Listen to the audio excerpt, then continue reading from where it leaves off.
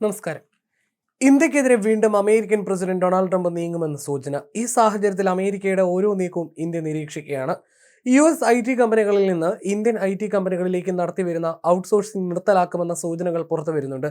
തീരുവ വർദ്ധിപ്പിച്ച് വ്യാപാര യുദ്ധം ഇന്ത്യക്കെതിരെ പ്രഖ്യാപിച്ച ട്രംപിന്റെ പുതിയ നീക്കം അമേരിക്കയും പിടിച്ചുലയ്ക്കും. ഇന്ത്യയിലേക്ക് ജോലികൾ ഔട്ട്സോഴ്സ് ചെയ്യുന്നതിലൂടെ അമേരിക്കൻ കമ്പനികൾക്ക് വലിയ ലാഭമുണ്ടാകാറുണ്ട്. ഇന്ത്യയിലേക്കുള്ള IT ഔട്ട്സോഴ്സിംഗ് തടയാൻ ട്രംപ് ശ്രമിക്കുന്നതായി US വലതുപക്ഷ ആക്ടിവിസ്റ്റായ ലോറ ലുമർ എക്സ് പ്ലാറ്റ്ഫോമിൽ പങ്കുവച്ച കുറിപ്പിൽ വെളിപ്പെടുത്തിയിരുന്നു. US IT കമ്പനികൾ അവരുടെ ജോലികൾ ഇന്ത്യൻ കമ്പനികൾക്ക് ഔട്ട്സോഴ്സ് ചെയ്യുന്നത് തടയാൻ ട്രംപ് ആലോചിക്കുന്നുണ്ട്. മറ്റൊരു വിധത്തിൽ പറഞ്ഞാൽ ഇംഗ്ലീഷിനു വേണ്ടി ഇനി രണ്ടമർത്തേണ്ടി വരില്ല. ലോറ എക്സിൽ കുറിച്ചത് ഇങ്ങനെയാണ്: ഇന്ത്യയിൽ ഇത് വൻതോതിൽ തൊഴിൽ നഷ്ടമുണ്ടാക്കുമെന്നാണ് വിലയിരുത്തൽ. ഔദ്യോഗിക പ്രഖ്യാപനങ്ങളോ വിവരങ്ങളോ ട്രംപ് ഭരണകൂടത്തിന്റെ ഭാഗത്തു നിന്ന് ഉണ്ടായിട്ടില്ല. എല്ലാ വിദേശ വിദൂര തൊഴിലാളികൾക്കും ഔട്ട്സോഴ്സിംഗിനും താരിഫ് ഏർപ്പെടുത്തണമെന്ന ആവശ്യവും ശക്തമാണ് അമേരിക്കയിൽ. ട്രംപ് അനുകൂലികളാണ് ഇതിനു പിന്നിലും. ഇന്ത്യ തങ്ങൾക്ക് മുന്നിൽ മുട്ടുമടക്കണമെന്നുള്ള അതിമോഹവുമായി അമേരിക്കയിൽ നിന്നൊരു പ്രതികരണം ഉണ്ടായിരുന്നു. വാണിജ്യ സെക്രട്ടറി ഹോവാർഡ് ലുട്നിക്കിനായിരുന്നു അത്തരത്തിലുള്ള ഒരു പ്രസ്താവന നടത്തിയത്. 1-2 മാസത്തിനുള്ളിൽ വ്യാപാര കരാറിന്റെ ചർച്ചയ്ക്ക് ഇന്ത്യ എത്തുമെന്ന് പ്രതീക്ഷിക്കുന്നതായും വാഷിംഗ്ടൺ എപ്പോഴും ചർച്ചകൾക്ക് തയ്യാറാണെന്നുമാണ് ഹോവാർഡ് ലുട്നിക് പറഞ്ഞത്. റഷ്യൻ എണ്ണയുടെ വാങ്ങൽ വർദ്ധിപ്പിച്ചത് ഇന്ത്യ ചെയ്ത തെറ്റാണെന്നും വാഷിംഗ്ടണിന് ദീർഘകാലം വെല്ലുവിളിക്കാൻ കഴിയില്ലെന്നും അദ്ദേഹം പറഞ്ഞു. 1-2 മാസത്തിനുള്ളിൽ ഇന്ത്യ ചർച്ചയ്ക്ക് എത്തുമെന്ന് ഞാൻ കരുതുന്നു. അവർ ക്ഷമ ചോദിക്കും, ട്രംപുമായി കരാറുണ്ടാക്കാൻ ശ്രമിക്കുകയും ചെയ്യും. നരേന്ദ്രമോദിയുമായി എങ്ങനെ ഇടപഴകണമെന്നതിനെക്കുറിച്ച് തീരുമാനം ട്രംപിൻ്റെതായിരിക്കും. ആ ചുമതല അദ്ദേഹത്തിന് വിട്ടുകൊടുക്കുന്നു. അതുകൊണ്ടാണ് അദ്ദേഹം പ്രസിഡന്റ് ആയത്. ഇപ്രകാരമായിരുന്നു ലുട്നിക്കിന്റെ പ്രസ്താവന.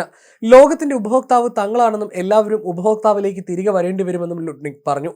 അമേരിക്ക ഏർപ്പെടുത്തിയ 50% തീരുവയിൽ നിന്ന് രക്ഷപ്പെടാനുള്ള വഴിയായി US ഡോളറിനെ പിന്തുണയ്ക്കാനും ബ്രിക്സിൽ നിന്ന് പിൻവാങ്ങാനും ഇന്ത്യയോട് ലുട്നിക് ആഹ്വാനം ചെയ്യുകയും ചെയ്തു. റഷ്യയിൽ നിന്ന് എണ്ണ വാങ്ങുന്നതിനും ലുട്നിക് ഇന്ത്യയെ വിമർശിച്ചു.